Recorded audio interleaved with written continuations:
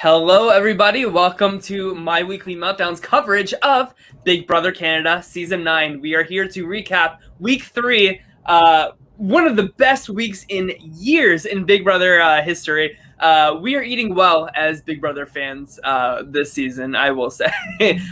With me tonight are my two favorite oddballs. Allison, how are you? Excuse me. I'm great. How are you doing? Apparently not as great as whatever you just ate, but some M&Ms. I love M&Ms. Beth, how are you doing? I'm okay. Just okay? Yeah, I got my COVID shot, my second dose a couple days ago.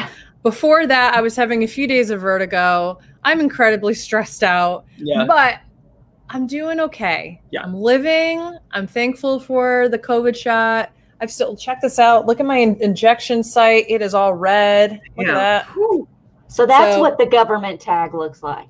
Yeah, exactly. So if you guys want to know what the microchip looks like, that's the microchip. It's not. Yeah, you can barely see it. This is my mole, but it's underneath my mole. It's raised up, and so you can easily just feel all around, get that microchip right in there. I can't wait for the government to just let me know what to do with my life. I could use some guidance. So it's not a microchip, it's a floppy. Yeah, that's a floppy disk. Yep. For those of you who are youngins and don't know what a floppy disk is, Google's your friend. Right. Yeah, we're not explaining it. We should go on TikTok and see how many kids know what a floppy disk is. Probably not that many. Gone are the days of us making fun of flaccid dicks by calling it a floppy disk. Yeah, they probably just think of it as a save icon. That's what it kind of lives on. Oh my god. Right? Yeah, that's so funny. I'd never even considered that because I grew up with a floppy disk, so that makes sense. Well, what Latoya didn't consider this week is she got blindsided. And what a roller coaster week we have here. I want to say hey to everybody in the chat. Sam, Matt, our wonderful mod, Tracy Burke, Sassy Tanner on Beth's Twitch stream. Adrian. Dolores, let's see, and a Nightbot. Allison, I think it's got disconnected. Let me add her back in here. Oh, I have to. Excuse me. I know she's cranky when she's on the top left corner, so I have to move her back. Sam says it right here. This is better than Big Brother 10. I'm hesitant to say that yet because Big Brother 10 is the best, but I feel like it's getting very close. What a week we have to talk about here. Victoria won HOH, and all hell just broke loose. She really chaotic queen. And here's the best part about her. Is she causes chaos and then cleans it up so well. Yeah, right, exactly. It's masterful. Can I ask a question? When are people going to start looking over their damn shoulder before they start talking about people? That just seems like a thing. Ooh, my mouth farts. Thing. It just seems like a thing here lately where we're just talking shit and the person is right here. Oh! I will say, maybe they didn't hear anything we just said. Yes. Good for Victoria for calling them out in the moment. You know what I mean? She could have just pretended not to hear and just avoid conflict. But the Sunsetters are already on the low. They're kind of on their way out, except for Kiefer winning HOH here. But they need to make some friends here, and talking shit about Victoria wide out in the open. It's not the way to do it. No. Getting in a huge fight with Rohan and Kyle, which I don't think was a good look for them either, which we'll talk about. But last week we were talking about the Sunsetters being this really dominant, powerful alliance, and just in 1 week. With Victoria's HOH reign, it has just completely fallen to shambles. I didn't watch the live feeds because I can't. I try, but I can only hear it, and I'm not a blind person, so it's hard for me to close my eyes and try to act like I can't. I just can't do it. For some reason, I can only hear the audio. But I didn't like Vic as a HOH this week. I think she had HOH-itis. From the casual show. Yeah, Don't on me for saying that either. Yes, and I've been watching a lot of the live feeds this week, and I think that Big Brother Canada did a pretty good job covering like the big events that happened. Like there was, of course, like a lot. So like even after the veto ceremony, Victoria goes right up to Ty and she's like, I was never putting you up, right? So like it's like that kind of like messy chaos. That like the ideas are good, the ideas are pretty masterful, but like the execution of it is just like so sloppy. Yeah, but at the same time, she still gets away with it because she knows how to clean it up. So even if the execution isn't great in the moment, she has a really great ability to take a second, breathe, and then have a conversation again and make people feel good. Yeah. So that's what I think is really masterful about this. I would just say on the whole, I'm really disappointed in Latoya. Just all the way around. She had such a strong first 2 weeks, and then she just basically laid over and died and let this happen. She was like, I campaigned to Arissa. I was like, where? You said if you want to vote for the other person, you can. That's not campaigning. No, it's not. That's not campaigning. Do you think that Joe Biden or Donald Trump would have been like, if the other one wins, it's okay. That's not a campaign. Right, exactly. You're there for a reason. It's funny because like she pitched less for herself than she did for Josh to go home, for Julie to go home. And like, I hate to say I told you guys so, but like, this is exactly what I predicted about Latoya in our draft, was that she was going to play too hard. She was going to make herself the leader of whatever she got herself into. And that's exactly what we saw. And I said, like, she's using all of this social capital to make this flip on Julie. The flip was messy. They almost flipped it on Rohan, but then took a step back when really they should have just taken him out, considering how this week has gone. But like, of course, the target is going to go down on Latoya because she is the one that just like push, like all of this stuff. And take out the ringleader of the alliance. And I wonder, like, is the Sunsetters just like totally done now? And I think that Vic's goodbye message really points to the other biggest weakness in Latoya's game, which was there was no humanity in how she treated people. It was very cop-like, even if she didn't tell them that she was a cop. It was very business. There were very few moments on the show, at least, because I didn't watch the feed. So there very well could be. From what I've seen, there haven't been. There were like no moments of joy in her face. It's all very serious, and that's really hard to get behind and want to keep as well. I just don't like you. Yeah. I mean, it was just so easy. I just don't like you. Yeah. And I don't have a problem saying that to people. So let's just say that. Hey, you know what? If you're saying it to their face, it's not. It's like, honestly, I'd rather have someone say, I just, I don't like you, or we don't gel. Like, that's it. We just fair enough. Yeah. And here's the thing, guys, like Victoria like tried to get in with this alliance like 2 weeks ago, and they just never followed up with her. They didn't want anything to do with it. And now that she's in power, that's when they try to go to her and try to form something. And she, like, at least she can like sniff out the bullshit here.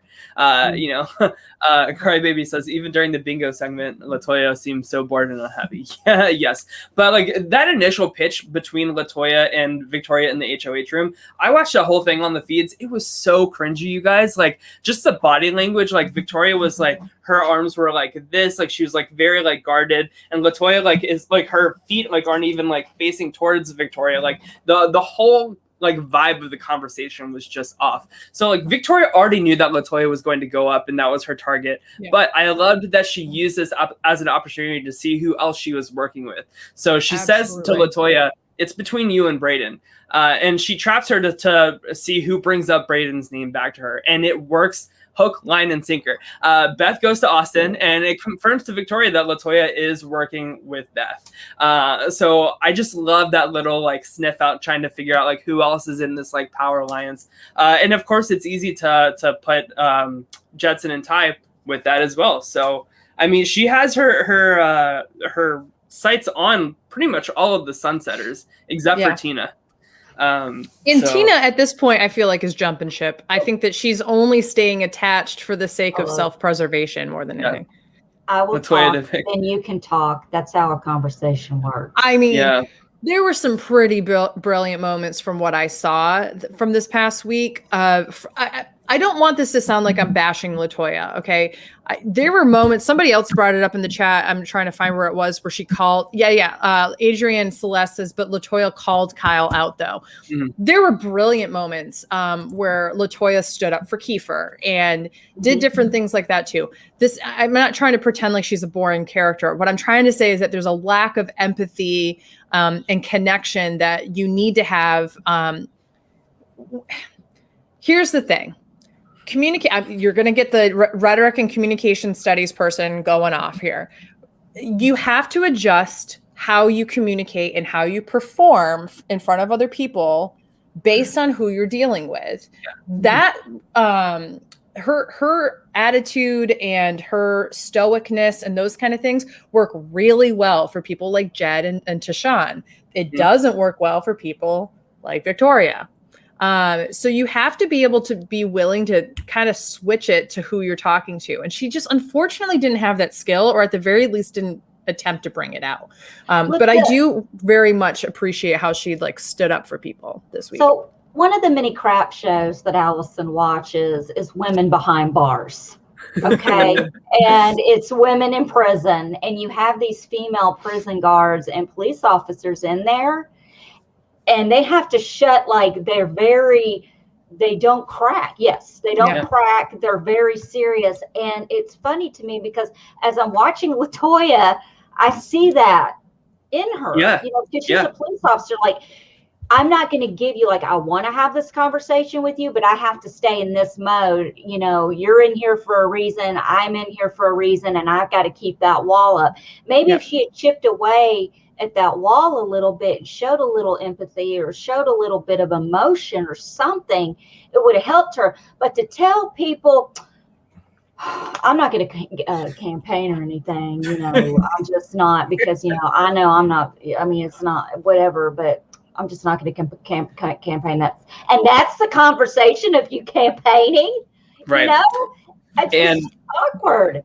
And Adrienne brings up a good point, but Latoya called Kyle out, though. She did, but that wasn't from any kind of game perspective. It was that was really a personal thing. Her just being a cop, trying to bring justice to a bad situation type of thing. And that's I totally agree with the both of you. She just could not turn off cop Latoya and just freaking bond with Victoria before you're who are you putting up? Is it me? It shouldn't be me. Don't make a personal decision, that type of thing. So it was just so messy, and that's not to say that Latoya, I don't think she was a flop in any way. I thought that she was really great casting. But I think we've seen what we're gonna get out of Latoya as a player. So I we'll see what happens, but I do want to talk about that fight with Kyle and Rohan ganging up on Kiefer. Because there's a lot of that kind of going on that I don't like. Yeah. And so Kyle's is actually both of them, they have this kind of entitlement that you can't say my name in this house or else you're going to get called out in front of everybody. And it's just it really just comes off as douchey entitlement to me. I don't know how it comes off to you guys or anything, but no, it comes off as douchey entitlement. And yeah. And if you're trying to pick up Tara and Tina for this big oddballs alliance, probably not the best thing to do in front of them, right? And that goes what I was saying earlier. Look fucking around the room before you start talking. Yeah. And Kiefer really shut down in this conversation. I think he told Big Brother in the DR afterwards that I felt really uncomfortable and not safe in that moment.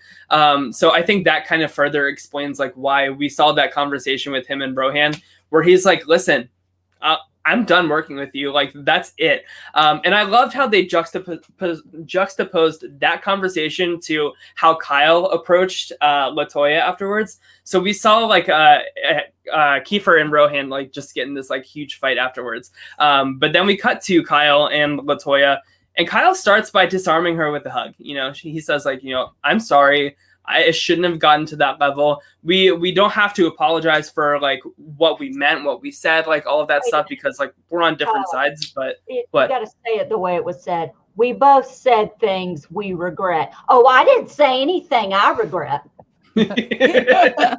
Right, but he like extended the olive branch where like That's what you said.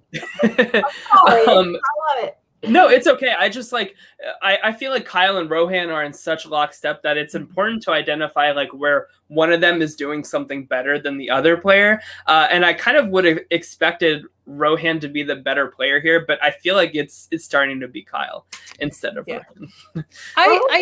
Go ahead. Oh no, go ahead, Alice. No, it's so stupid.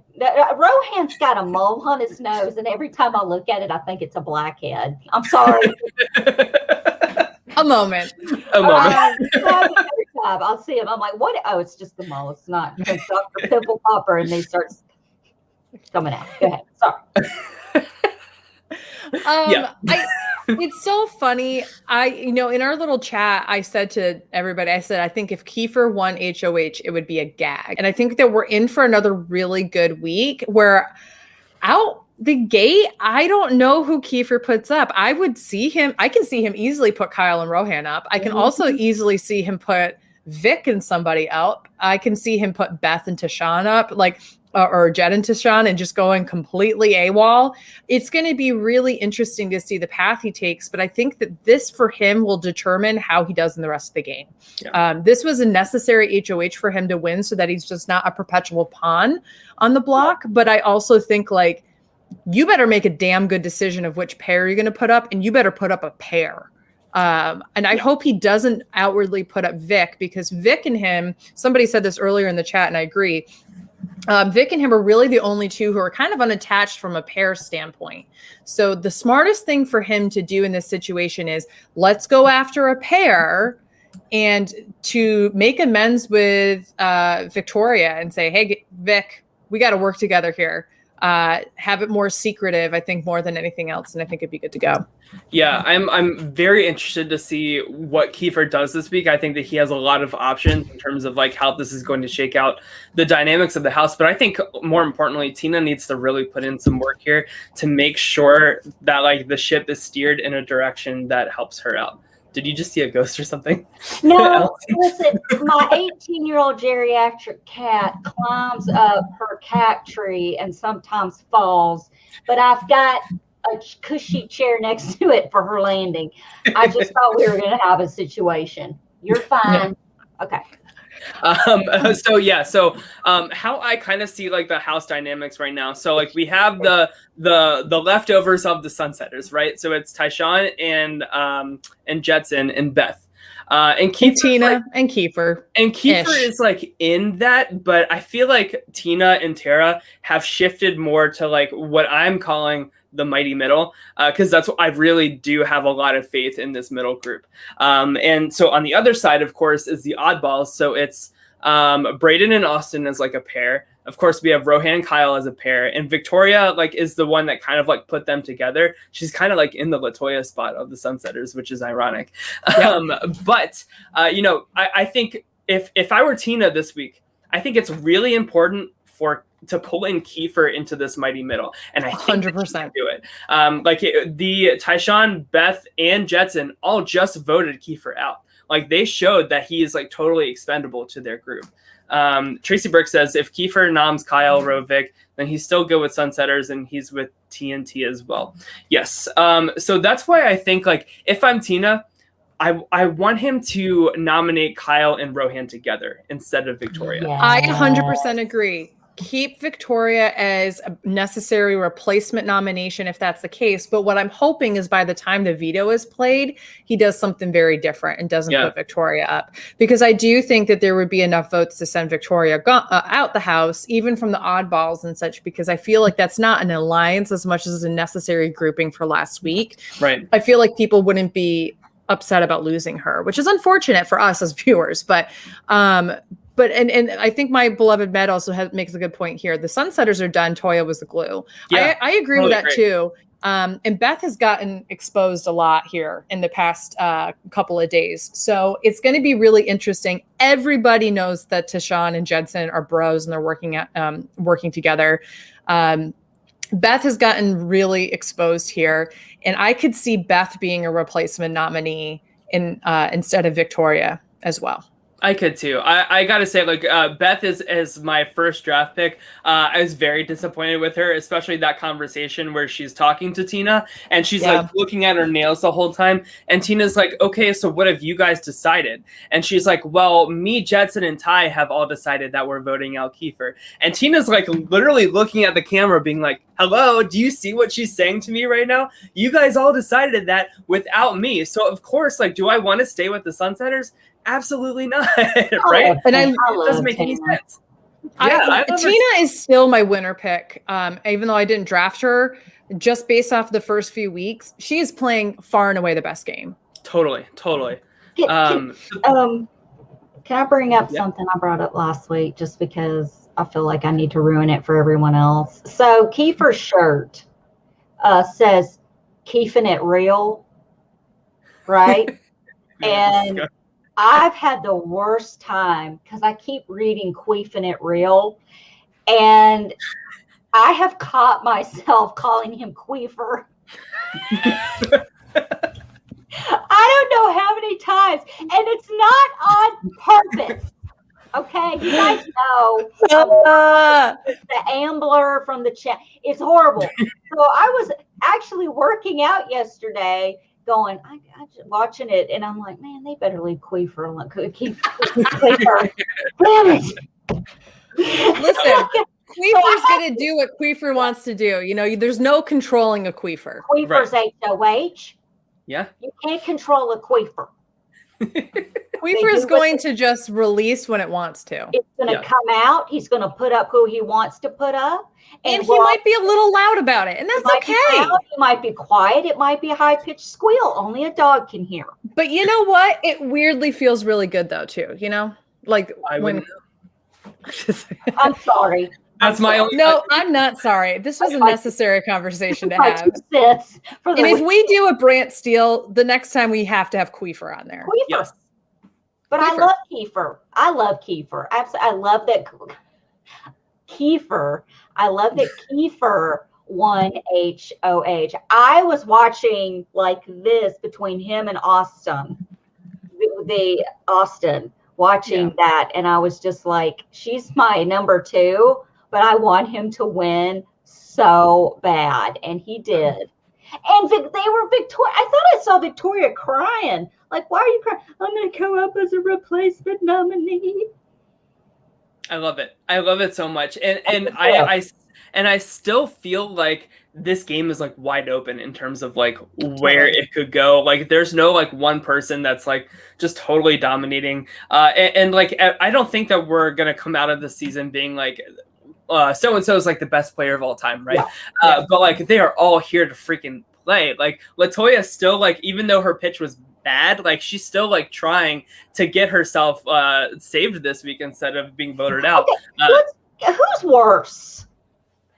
I love Josh, and I was really upset to see him go. But who was worse with the campaigning? Latoya or Josh?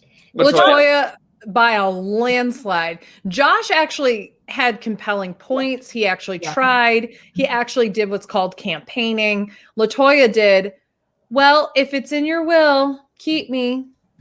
And Josh was like, I'm going to eat my mic while I'm talking to you. I mean, Josh like dropped a seed for and it caused like a house meeting. You know what I mean? Like he got shit like going. And he follows me back on Twitter, so I have to be rude. Good. He followed you. Good. I love Josh. I think Josh is like the stoners I hung out with in high school who wanted to get me high all the time before I ever smoked pot. They're like, God, Allison, we've got to get you high. Please, let's get you high. We want to see it. That's the kind of people I was hanging out with at lunch. But anyway. Yeah. So let's see. Who else should we talk about here? I mean, I do want to address something that was brought up in the chat earlier. Excuse me. And I do think it's important for us to talk about this. As much as we've praised and even talked a little bit about Victoria's gameplay, we really do need to address the fact that she used the R word a few times in this house this past week, to the point where she got called out by production for it and got a warning. There's no reason in 2021 to use the R word. Totally. Period. Yeah. It's absolutely not necessary. There are a myriad of other words in the English language to say what you actually mean and not use a slur against people who have disabilities. Mm-hmm. That is absolutely not necessary. It really made me lose a lot of respect for her as a person, not just a reality TV character, but as a person. It's not okay.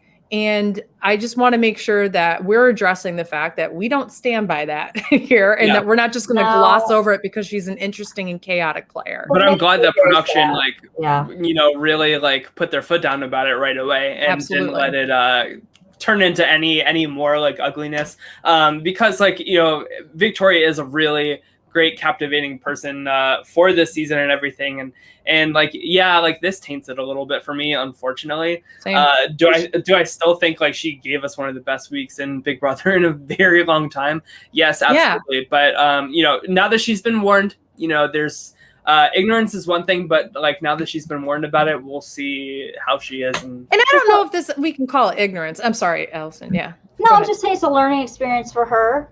I mean, she said something really stupid, and she was accosted for it, which is good, because if this has been Big Brother America, they would have done a whole segment and not even bleeped it out, and she would have gotten more attention for it. There needs to be attention brought to it, but it's just hopefully she learns and grows from it. She didn't have the a good solid foundation she grew up with to teach her, I think. But I do think, but you do learn from it. So you do learn from it. I really hope this is an actual learning opportunity. Yes. I'm not aware of, did she address any kind of apology or anything like that to the feeds or to the house guests? Which is odd, because as we saw on TV, she has talked to the cameras a lot about her thought process this week. So I think she was really embarrassed when she was called into the diary room. She was she just got out of bed. She didn't have any makeup on. They called her in. She was like, can I put on makeup first? And production came over the head and they were like, you don't need to worry about that. Just come in here. We need to talk to you real quick.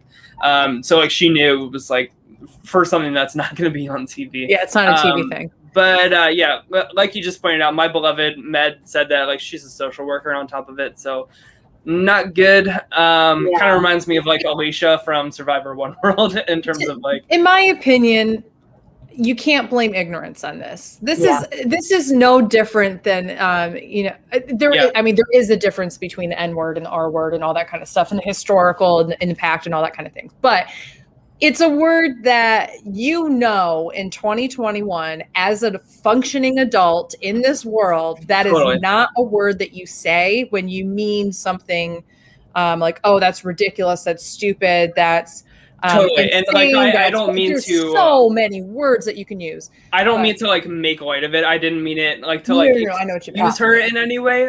But my point of that was more so she has been made aware of it now. So absolutely. And if she does it again, it's just an absolute first of all, I'm sure that production will actually step in and do something unlike US, where they're just going to be oh my gosh, turn a blind eye. Encourage them to say it again. Correct. But I'm very thankful, like you said, Tyler, that production brought this to her attention and said, we don't stand for this and this needs to change. Yeah. It's no different, in my opinion, than if you were to say something offensive at work and HR has a meeting with you. Yeah. It's very much along those same lines. So I have a lot of respect for BB Can production for stepping in. Totally.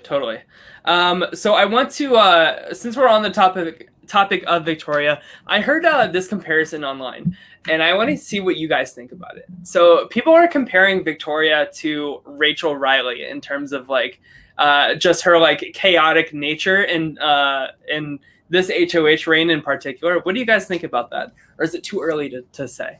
I don't have enough live feed experience with this season to make that call. I don't see it. What do you think, Beth? I have not seen Rachel Riley's season. Oh, so I that's don't right. know. That's right. That's right. So I could see it just because she's like super messy with all of her executions, and she's not afraid to make a big move. God bless. We think back to like week 3 of Big Brother 22. People were complaining about there not being enough tofu, and everybody was mad at Kiefer. That's what we were dealing with compared to this. So, well, what gets me is the whole, if you use the power of veto, I'm going to put up your friend and your friend is going to go home. But I'm not threatening you. I'm not saying, I'm not saying what you think I'm saying. Own it. Yes, you are. You're threatening them. Yeah. You know who that is? What? That's Vanessa. Yeah, that's more the Vanessa. Vanessa was very much, and I'm not saying, but here's the thing. Victoria and Vanessa are very different personalities. Yes. Victoria would absolutely in the DR go, absolutely, I was doing that. Vanessa would never take responsibility. Oh, hell no. Victoria is a wonderful female villain. Yeah. Vanessa was like, oh, I can't believe that. I understand why they're coming after me. No, yeah, that's how she was in the diary room all the time. Victoria owns it, and she is but it was just funny to me that she was threatening him, but saying that just kind of caught me off guard. Yeah. It's like, I'm not saying I'm gonna take the cat treats away if you throw up again, Finley, but if they disappear after you do it, don't be surprised. Okay?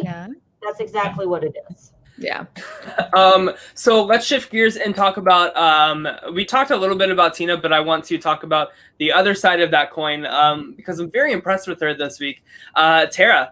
So like the first 2 weeks, like I feel like watching her on the feed, she was really like out of the loop of everything, and really just kind of like bouncing around to everybody and kind of seeing where she falls. But I feel like as the numbers dwindle and these sides get more like fermented between like the Sunsetters and Oddballs, Tara is gaining a lot of power here. And I really love the segment that we got with Tina tonight where they do like the TNT thing. And I loved what Tara said. She was like, listen, like it's not the end of the world if we're not on the same side right now.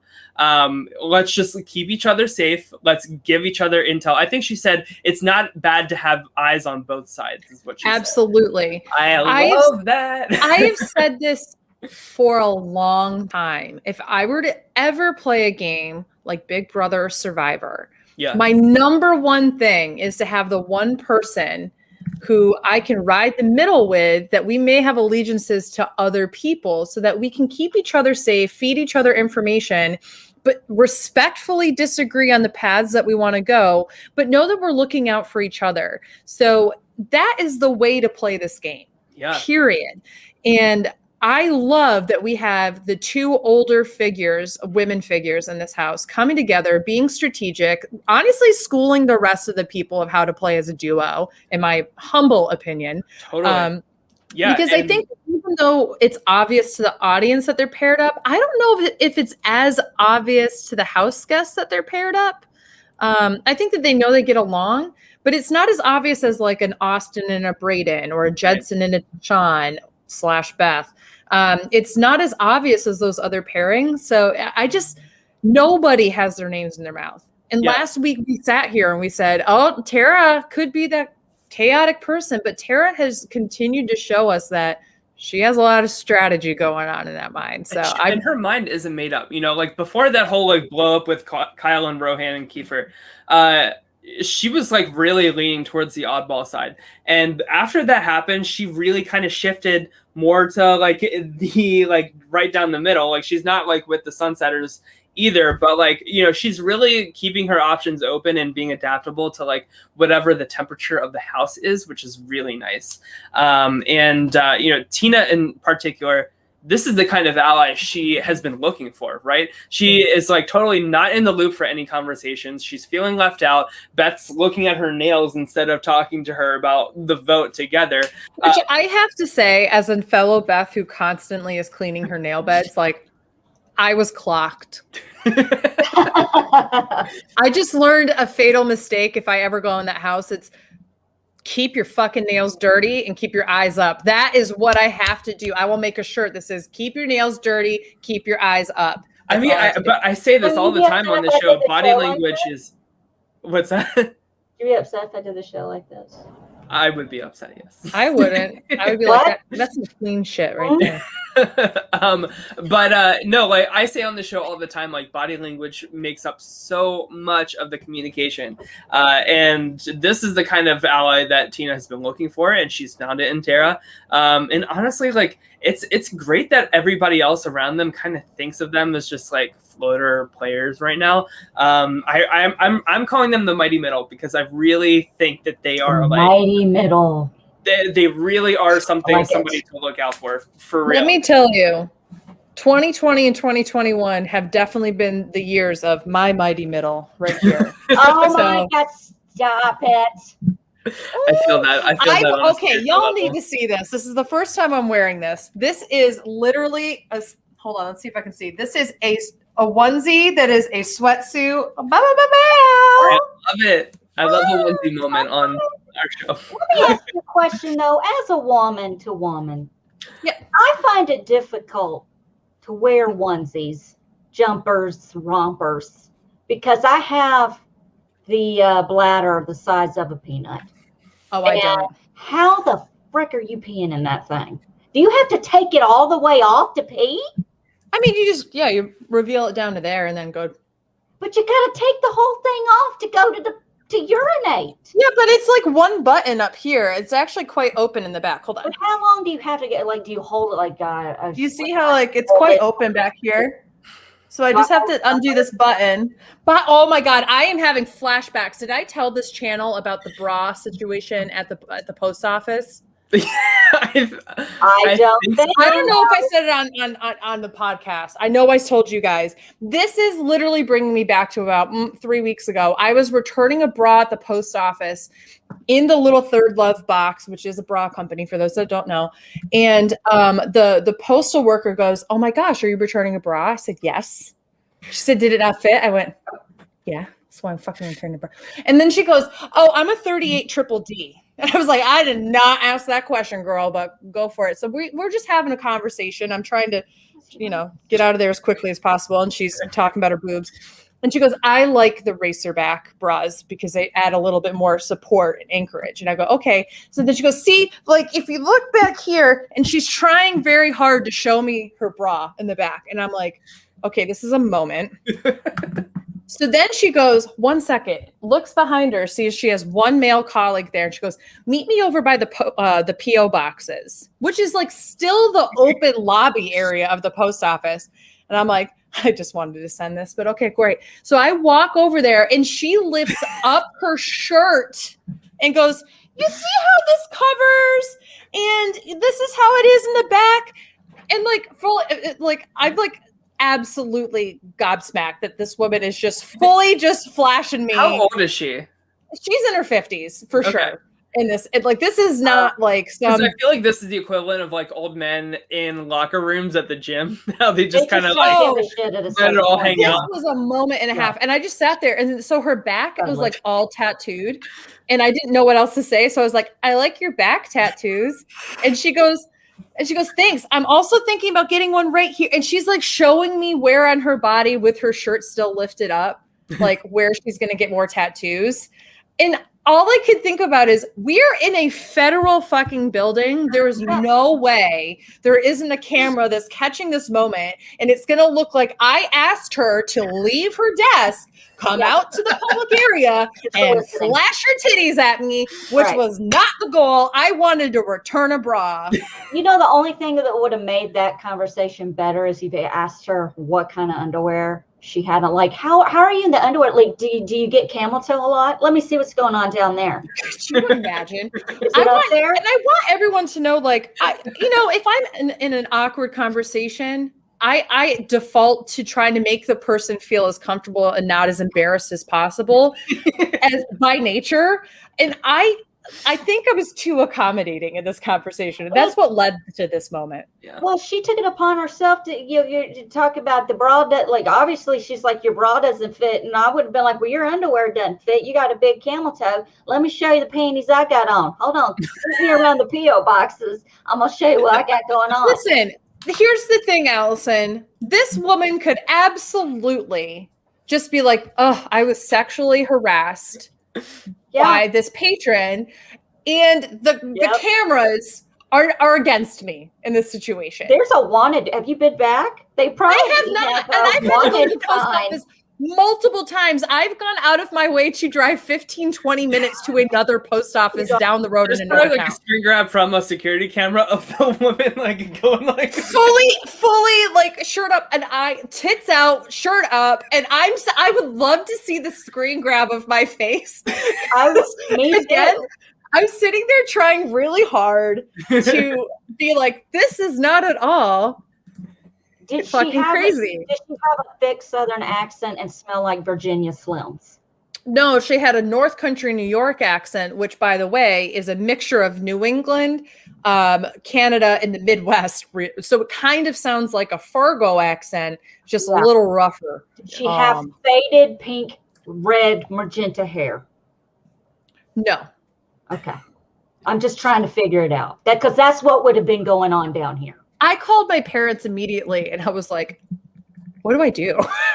I can never go back there. No, this woman has sold me stamps for years. I've never asked this here. Oh my God. Here's the thing. This is what COVID has done to us. We crave human connection to a point where we would rather go to fucking jail or get fired from our jobs. So not only that, but like, we're all so like socially starved for like in-person contact. Like we don't know how to act in like any like normal social. Not that that's a normal social situation, but but that's my point. So for my day job requires me in a non-COVID world to travel and meet with alums of my university and ask them for money. Could you imagine if I was like, oh, here's the bra I'm wearing in the middle of a fucking restaurant? That'll be $5,000 to the university. Thank you. I love this comment from Crybaby. Title: BB Can Week 3 recap. Beth, did I tell you about the bra at the post office situation? It's important. That is so us. When they say you're going postal, man, she's losing it. That woman's lost it. There's something going on up there. It ain't crazy right. All right. Well, I'm sorry. I don't even remember how we got on that. You're good. You're fine. I mean, this is what we were talking about last week. So even. Okay, so I want to update our draft because Allison, you have I can't always be right, but Austin is still in there. Hey, I like your team better than mine. I gotta say. We didn't really talk about Austin, but Austin really impressed me this week in terms of how she was able to kind of like blend back into the background after her HOH week. And she almost won this HOH here, which was really great. I really feel like she did not win this on purpose. Do you think she struck a deal with Kiefer in the last second to be like... There was going to be some mumbling and translation Monday night. I really feel like it. Totally. Yes. I really think that Andrew and Valencia have the two strongest teams right now. You know, I love Brayden.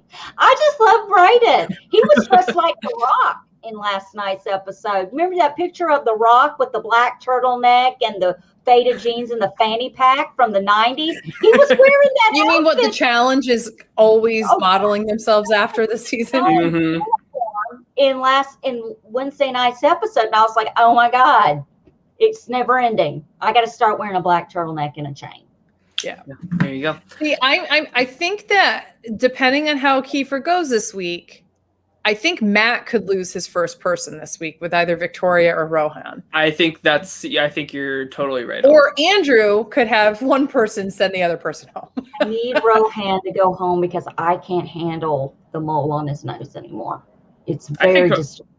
I think Rory has the best team. That's the one I'm kind of focusing in on. I don't know. Jedson has a huge fucking target on him right now. I mean, look what happened. Not for this week. It depends on what happens next week, but I don't But know. Rory's team is solid. I mean, because he has Tina, that just instantly drives the stock all the way up. Yeah. But I think that in terms of both pairs right now, going into this week, I would say probably Andrew has the strongest team, because I think if he puts Kyle and Rohan up, Rohan goes over Kyle. Yeah. Don't pump up Andrew's head any bigger than it already is. True. Jesus. I love how like the three of us are the ones that have lost the first three people. I can't always, but listen, I'm telling you, Austin's going to win this thing. She's in a good position too. I'm not going to lie. She's in a really good position. But there is, Kiefer also did talk about putting Austin and Brayden up. So if he goes that route, first of all, I think that's really horrible for his game. But if he goes that route, that could be the end of Austin. I think that they would send Austin home before Brayden. I think what Austin needs to do this week is do some damage control with Beth.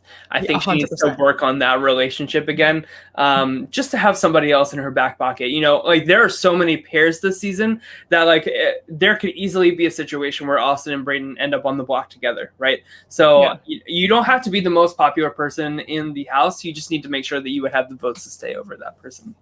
So Sassy Tanner in my Twitch channel says, I'm praying that Austin made a deal with Kiefer on that podium. And I am 100% confident that she did, because when they were standing up there, they were doing a lot of talking. Mm-hmm. And I mean, that is a smart decision to sit up there and say, I promise you that you're good. You are not a target. You will not see the block this week, blah, blah, blah, blah. And I have full confidence that both Austin and Kiefer were doing that. So I'm hoping that helped the conversation along. And I'm also hoping that the fact that Austin saved Kiefer tonight as well would keep him away from going the Austin and Brayden route. Because both of them didn't vote for him. Why would you go for people who clearly saved you over Latoya? Right. That'd be stupid. Right.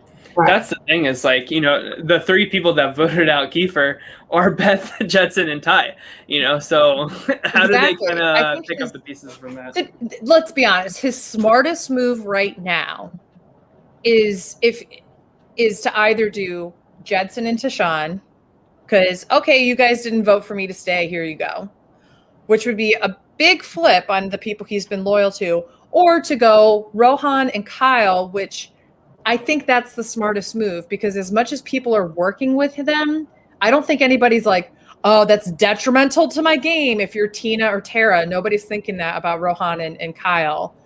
Or Brayden and Austin thinking that.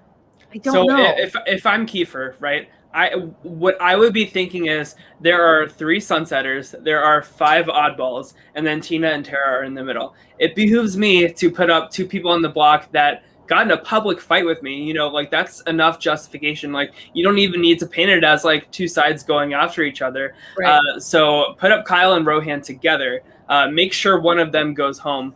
And then like during this week, just really solidify with Tina and Tara. They're going to look out for you a lot more than Jetson, Ty, and Beth are.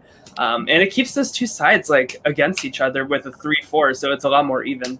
Honestly, if Kiefer and Victoria come together with Tina and Tara, that's the power 4 that makes it through. Wait, say that again? If Kiefer and Victoria come together with Tina and Tara, that's the power 4 that makes it through this game. I would love that. That would be great. Amazing. Oh gosh, it's so great to have like finally a good season of Big Brother. I'm as happy as can be, but Allison, I think you are as happy as can be about something that you wanted to bring up here at the end. Oh, I get to okay. I'm gonna make my announcement. Y'all are so wait, can we make this like you only? Oh yeah, sure. Okay, hold on. Oh.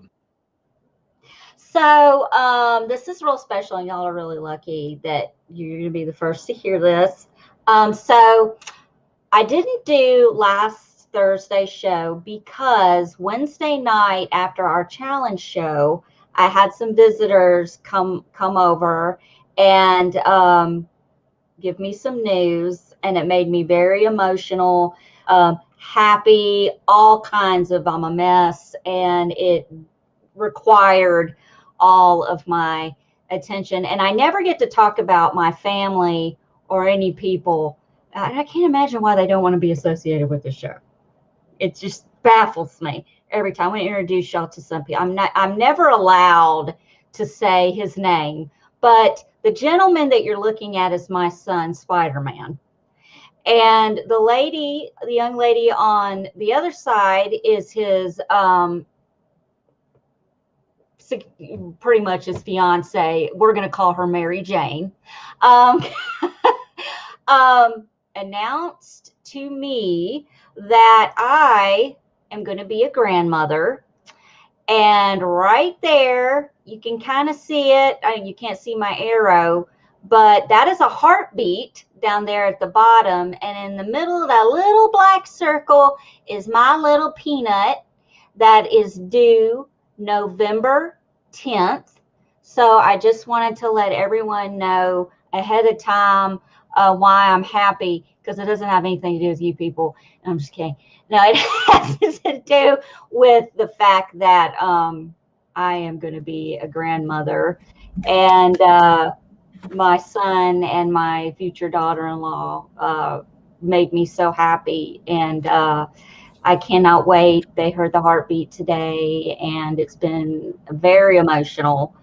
If you're doing the math, I'm 44 years old. Okay, I can hear it now. I'm 44. My son's 24, will be 25 in October. Thank you, everybody. I'm very excited. I cannot wait. And I refer to baby as Little Peanut, and I've already bought Little Peanut a Baby Yoda, the child outfit with a hat. And that's it. That's all I got, but I'm very happy.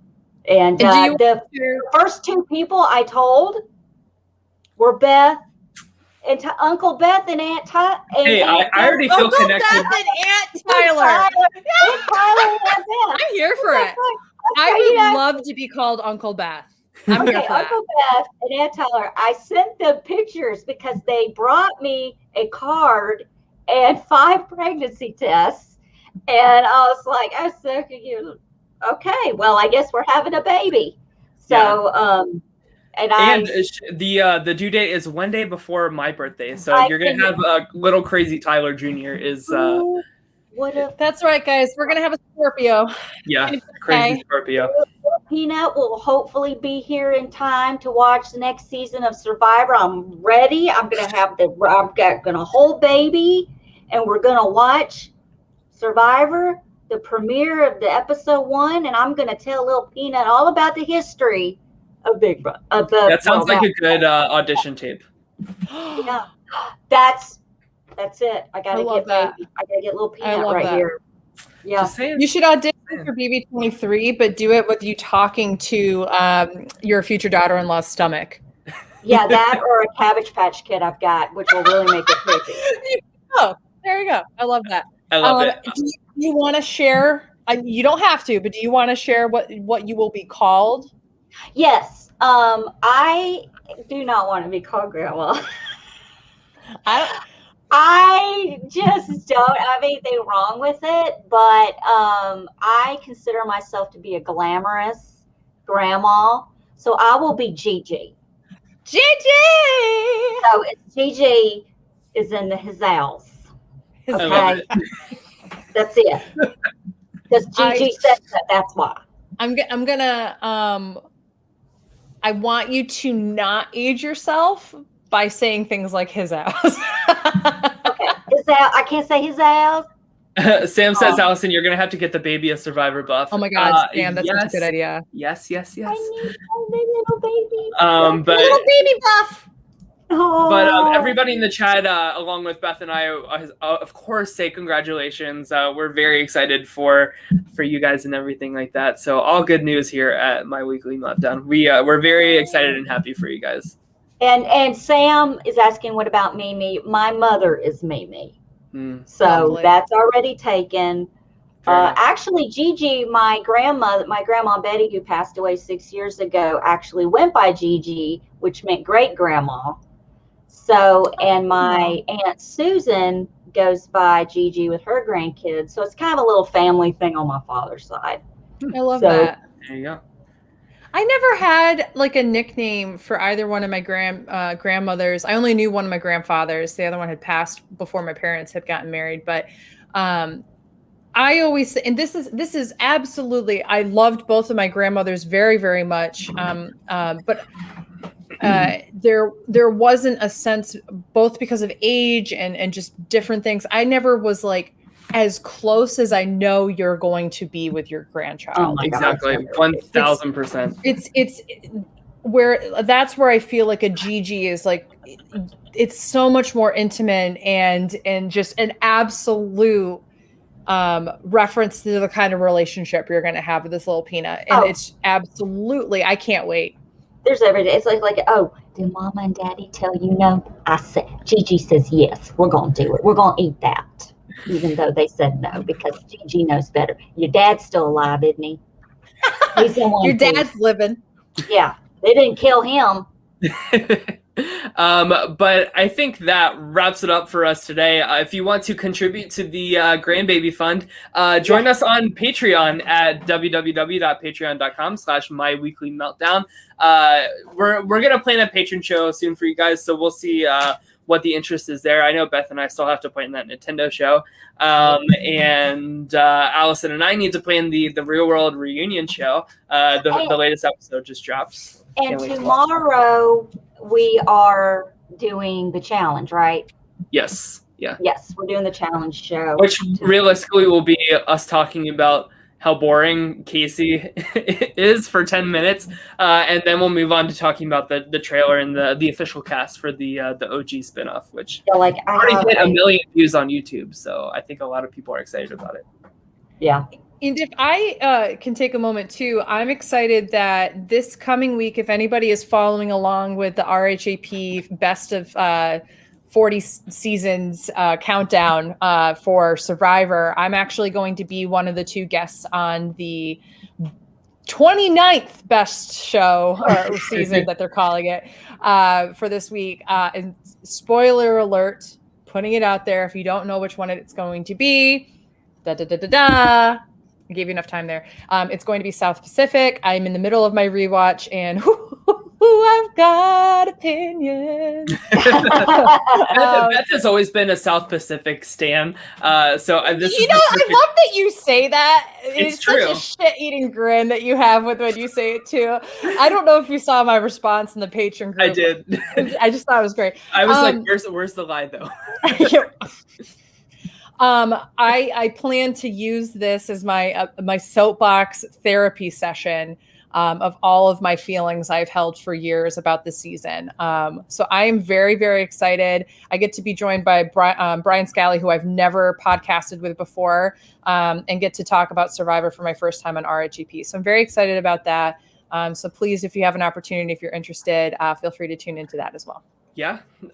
So lots of great things ahead for all 3 of us with patron shows and Nintendo shows, Survivor South Pacific, Big Brother Canada 9, the Real World reunion. We have so much coming up that we all just kind of need to plan everything. But thank you guys for tuning in. As always, we love you guys so much. Thank you for all the congratulations for Allison in the comments. Thank you for staying with us as we go off the rails talking about brawls in the post office. It's you never know what you're going to get into here at My Weekly Meltdown, but that's the fun of it all, right? Absolutely. Yeah. All right. Well, congrats again, Allison. And with that being said, everybody have a great rest of your night, and we'll see you guys back tomorrow at 8 p.m. All right. Take care. Bye.